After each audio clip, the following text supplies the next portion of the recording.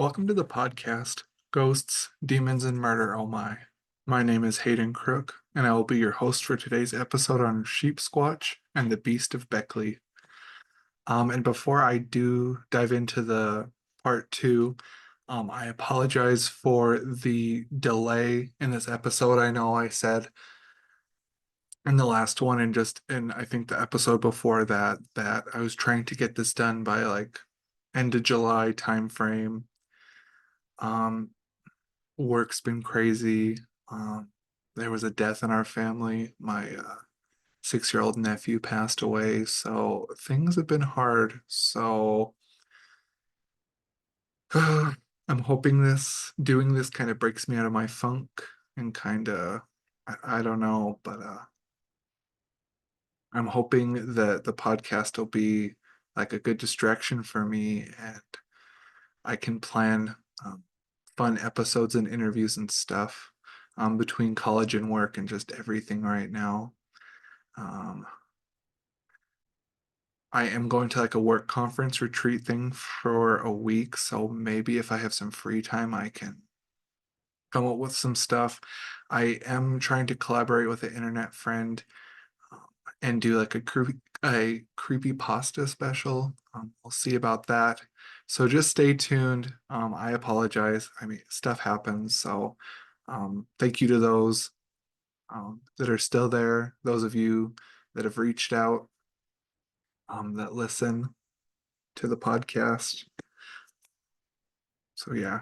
So on that note, I will dive into the episode. So the first cryptid is the sheep squatch. My source is Cryptid Wiki. It says the sheep squatch, also known as the white thing, is a woolly haired cryptid reported across numerous counties in West Virginia, predominantly within the southwestern region of the state. The counties with the most sightings are Boone, Kanawha, Putnam, and Mason, with a surge in sightings taking place in Boone County during the mid 1990s. It is described as being a quadruped about the size of a bear with entirely white wool-like fur. It has a long and pointed head, similar to a dog, but with long saber-like teeth and a single pint set of horns not dissimilar to those found on a young goat. Its forelimbs end in its forelimbs end in paw-like hands similar to those of a raccoon but larger. While its tail is long and hairless, like that of an opossum, it is reputed to smell like sulfur, which has been attributed through folklore to the beast being born within the TNT area in Mason County, like one of the Mothman theories, though this is not likely and instead it may have a musk scent gland similar to those found in many species in the order uh, Carnivora, such as weasels and skunks. In 1994, a former Navy seaman said he had witnessed the beast breaking through the forest. The white thing breached the brush line and knelt to drink from the creek. Here it drank for a few minutes before crossing the creek and continuing on toward the nearby road. The witness stated that he observed the animal for a while before it moved on into the surrounding brush. Within the same year, two children observed the creature while playing in their yard within Boone County. What they reported having observed looked like a large white bear, yet in this case stood up on its hind legs, making it over 6 feet tall. Presumably, it did so in a manner similar to bears, trying to observe as opposed to walking bipedally. Startled by the children, the beast ran off through the forest, breaking medium sized limbs off of trees in its path. 1995.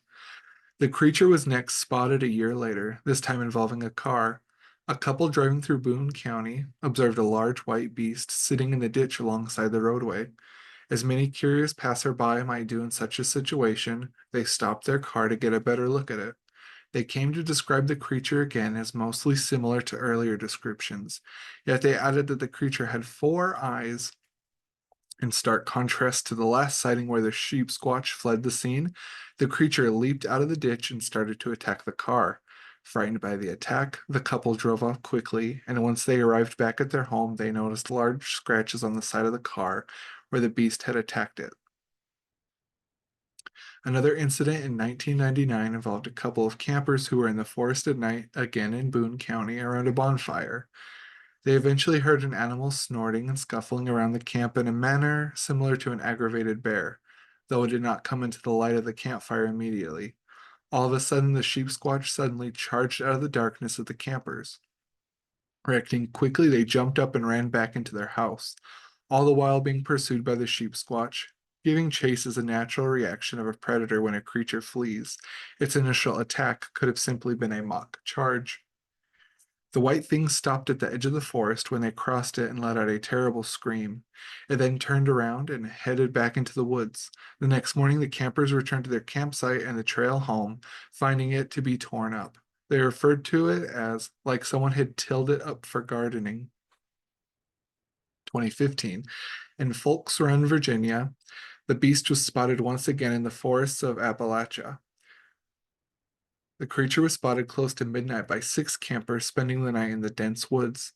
The beast was reportedly 8 to 9 feet tall with a shoulder length of 4 to 5 feet.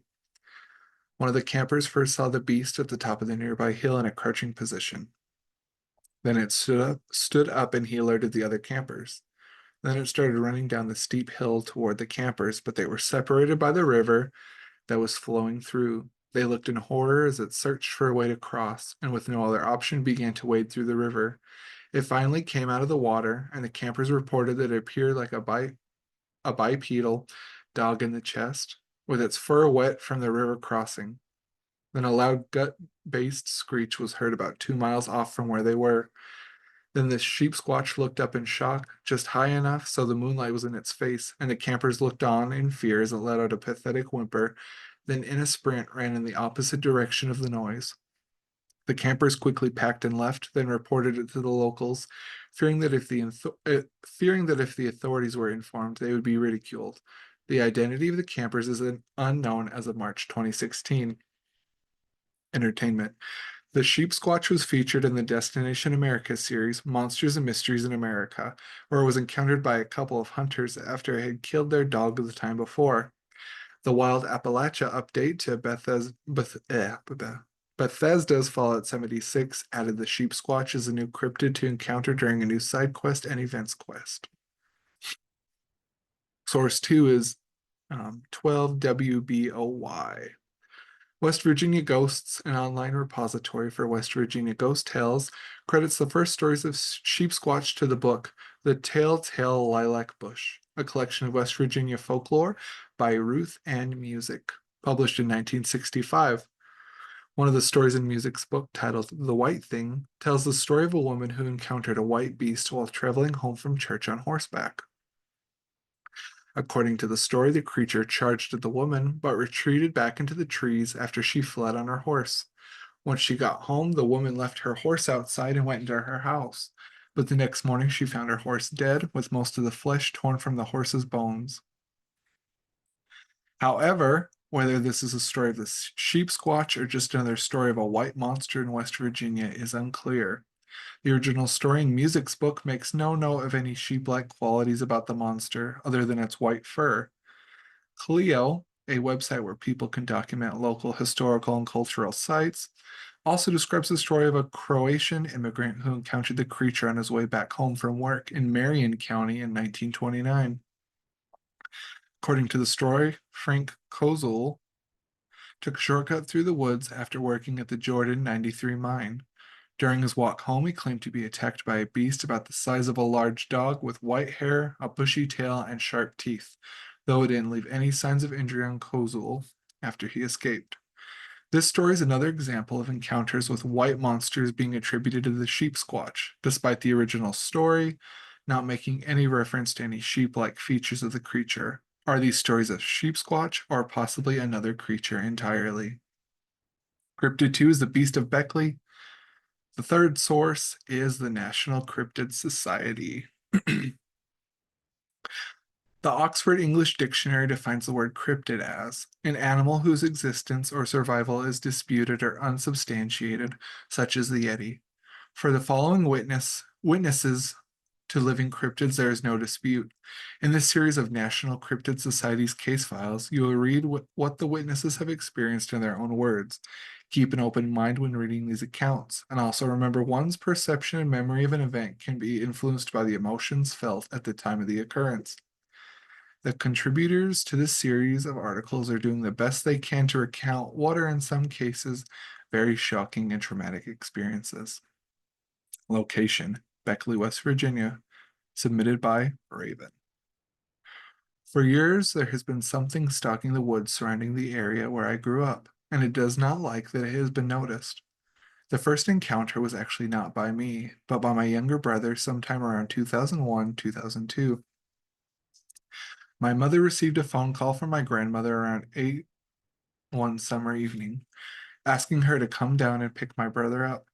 Grandma lived just a minute's walk down the dirt road from our house, easily within view from the front porch. So asking my mom to come down and get my brother personally was odd. Excuse me. When mom brought my brother home, he was in tears. He claimed he saw a creature while he was playing in the yard space between my aunt's and grandparents' properties. He said it was black with yellow eyes, taller than our dad, who was 6'4", and was smiling at him with sharp teeth. It was days before he slept normally again. Mom and Grandma chalked it up to him seeing a bear that had wandered up from the woods, and the rest was either his imagination or the bear had been baring its teeth at him. I did too for a time, until I hit age 15 a few years later. I told the story to a friend of mine that was staying over one weekend. She was intrigued, and being silly teenagers, we decided to venture out towards the woods after dark. We approached the edge of the woods that bordered my grandparents' property, but I lost my nerve thanks to a bad feeling in my gut and decided not to go any further. My friend left me behind and headed down the hill to a small clearing while I remained by some chestnut trees. I sat there for a few minutes, singing quietly to myself to calm my nerves. When I looked over at the nearby brush and noticed a crouched black form with four yellow eyes staring back at me. I scrambled to my feet and called for my friend, who ran my way from her position in the clearing. She slipped on some mud and fell right in front of the creature, distracting it for only a second before its eyes returned to me. I pointed at the eyes and asked her if she was seeing what I saw, not believing my own eyes. She confirmed that she did, and like a fool, I reached down for a fallen tree branch and took a step towards the thing. It roared at us unlike any other thing I've ever heard in my life. We turned tail and ran as fast as we could back to my house and didn't dare to see if it had followed. We returned the next day to find some gashes in some of the surrounding trees, like huge claws had torn into them. There was no other sign of the thing we had seen. Afterwards, the entire experience felt like a hazy nightmare for both of us, and so, fool teenagers that we were, we continued to venture out after dark whenever my friend came to visit, hoping for another glimpse of the creature. We told no one of our first encounter for fear of being written off, as my younger brother had been. I avoided telling my brother, especially because I didn't want to scare him or make him think I was teasing him. We spotted it several more times after that over some years, usually from afar, since we tried keeping a safe distance from the woods after that first time. There were many times I swear I could feel its presence outside after dark, usually when the weather was warm. It always lurked in the shadows, always out of reach of any light, noticeable only by those yellow eyes. The most troubling thing of all was that the creature seemed to follow me wherever I went. Several occasions occurred when my friend and I encountered it while I was visiting her house across town. Another time I could have sworn I felt its presence while we were visiting family in South Carolina. This was later confirmed by my brother. On several occasions while at my friend's house, we saw its eyes from the tree line glaring at us. I tried to approach it a few times, but always was unable to get very close for fear of my own personal safety. I could never see more. Sorry. I could never see more to its form aside from the eyes. It was always just like they floated there in the dark. The last sighting I had of the creature personally was in November of 2011 when I came home after seeing a midnight showing of Harry Potter and the Deathly Hallows Part 2.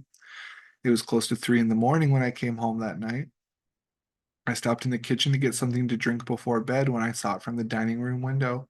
The best view of it that I've ever gotten in all my years of dealing with it. It was just outside the fence around our yard, standing in front of my dad's truck, just a short ways from the front door. It towered above the vehicle, but that may have been because it was standing on a spot where the land slopes right in front of where it was parked. I couldn't see any other defining features in the darkness. To me, it was just a hulking humanoid figure that was almost as black as the night around it. But that but that was all of its body that I could see, just a tall, abysmal form. Its eyes pierced me through the window. It was only a few seconds that we stared at each other, and yet at the same time it somehow felt like hours. And then it ran out of sight towards the woods, faster than anything I'd ever seen. It wasn't until after it was gone that I realized it was so close to where I had parked when I came home, next to Dad's truck. It was as if it was already at the fence by the time I had gotten inside the house. Then it must have already been close by when I pulled up. I felt sick when the realization came to me, and I kept looking outside to see if I could spot where it had gone. Minutes after that, my dad came into the room getting ready to leave for work. He always left around 3:30 a.m. back then. He asked me what I was doing, and I could only tell him that I saw something weird outside, since I figured he'd think I was crazy if I told him the truth. I watched him go down to his truck and leave for work just in case. Nothing happened. 4 years later, in 2015, I moved out of my parents' home and away from the woods to a more populated part of town. As a result, I've thankfully not had any experiences where I'm currently living, but things still persist back home. Both of my brothers say they've started hearing roars or screams in the night coming from the woods. The one the one that first saw the thing all those years ago swears that it's the creature. Our younger brother claims you've seen it recently in February 2019, but given my experiences, it is odd for it to be around that time of year. I've tried to research creatures that fit the description while it lurks around my parents' home, but nothing ever turns up about yellow-eyed creatures. I'm posting this here in hopes that others with similar experiences might come forward and allow me to narrow down just what this thing is exactly. It's been haunting us for years, and right now it doesn't look like it will be letting up anytime soon. And for our last source, it's the West Virginia Explorer, Beckley, West Virginia. In almost every respect, the coal camp at Fireco was the end of the line. It was as far up the hollow as you were likely to get in a car in the 1930s when word of a prowling monster began to make the rounds. Then, as now, the community was a pleasant place on a warm summer day, but at night it dwindled into a tiny constellation of porch lights, alone in mountainous darkness. Through that wooded dark, an unnamed threat wandered. According to a series of articles in the Raleigh Register, the newspaper of record 15 miles north in Beckley, witnesses described a monstrous predator that was killing livestock.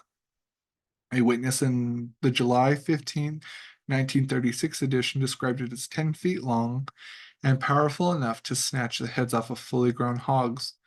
According to Dr. W.G. Morin, whatever it might have been had tiny feet but powerful claws that could rip up clumps of earth that weighed more than 50 pounds. Though many residents were genuinely concerned, Harold Riff, a columnist for the paper, poked gentle fun at locals, promising that what he called the Fireco monster should be pitted against a magical fly so to have troubled another nearby community. Over in Odd, there was a fly that survived the winter and several attempts on its life, Rife wrote. According to Walter Steele from the Grant Logan store, one citizen had planned to kill the fly with a glue trap, but the trap stuck to its head, giving it a fancy parasol. Plans are being made by the Odd Civic Betterment Club to have the fly attack the Fireco monster.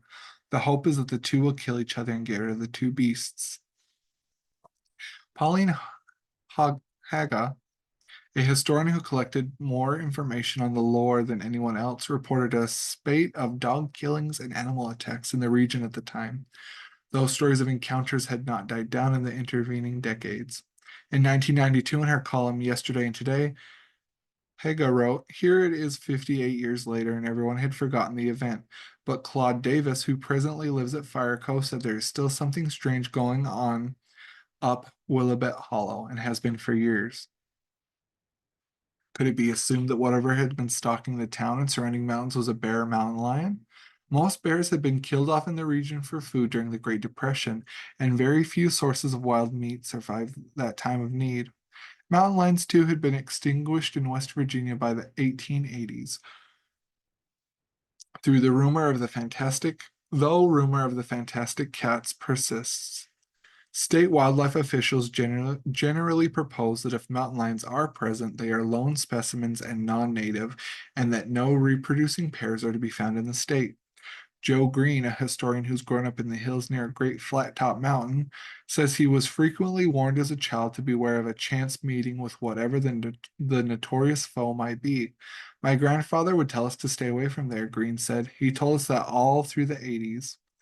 His recollection supports the idea that at least the legend of the beast continues to live beyond the 1930s. Fireco is little more than a ghost town today, once a model community for the Lecky Smokeless Coal Company, with more than 100 homes, coal played out by the 70s in the community. Oh, 70s, and the community has dwindled to little more than a score of residences. Scott Worley, a historian who has become a collector of local legends in recent years, says the tale has manifested itself again at Fireco and is likely to do so ever so often. Recently, they opened a pool room in the old company store at Fireco, Worley says.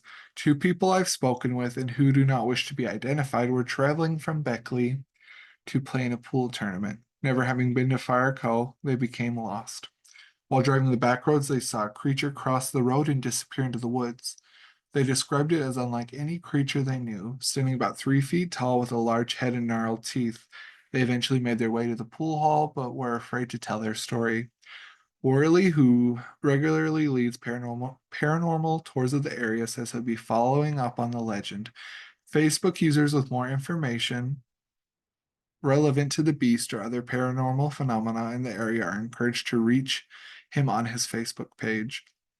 And I actually reached out and contacted um, Worley, Worley, but our schedules never synced up. But he does do museums, tours, and all that stuff. So definitely, if you live in the West Virginia Beckley Fireco area, I would definitely reach out to him and go on his tour and see what information he has to offer. It was unfortunate that our schedules could not sync up because I really wanted to interview him for this episode. I was gonna do the first part about Sheep Squatch, and then I was gonna interview him, or I was gonna do this bit about the Beast of Beckley, and then I was gonna interview him about it. But it is what it is. Maybe later on in the future. Um, Not sure. But thank you for listening, and I hope you enjoyed today's episode of Ghosts, Demons, and Murder. Oh my. Make sure to subscribe to this podcast so you can get all the updates, information, and content that will be uploaded. Thank you for the support and for listening to my podcast. As always, I can be reached via email at haydencrook8@gmail.com.